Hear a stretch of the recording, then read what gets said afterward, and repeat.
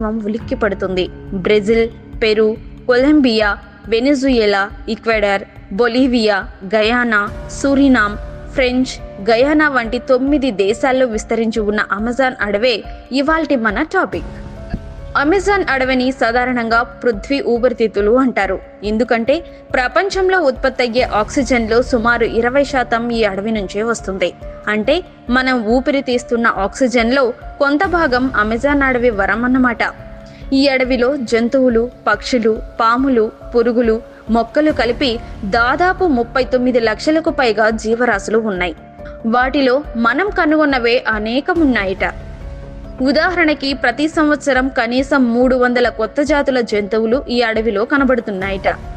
అంతేకాదు, ప్రపంచంలో 2వ అతిపెద్ద నది కూడా అమెజాన్ నదే. కానీ నీటి ప్రవాహ పరంగా అది ప్రపంచంలో నంబర్ 1. ఒక పక్క అమెజాన్ నదిలో 1100కు పైగా ఉపనదులు ఉన్నాయి. చెప్పాలంటే కేవలం ఒక్క రోజులో అమెజాన్ నది సముద్రంలోకి వెళ్లే నీటి పరిమాణం భారతదేశంలో వచ్చే వర్షపు నీటి కంటే ఎక్కువ. ఇక్కడ సంవత్సరం పొడవునా వాన పడుతుంది.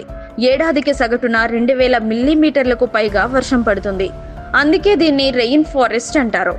అమెజాన్ అడవిలో చాలా మంది శాస్త్రవేత్తలు చెప్పేదేంటంటే ఇక్కడి కొత్త జీవులకు కనుగొనక ముందే అవి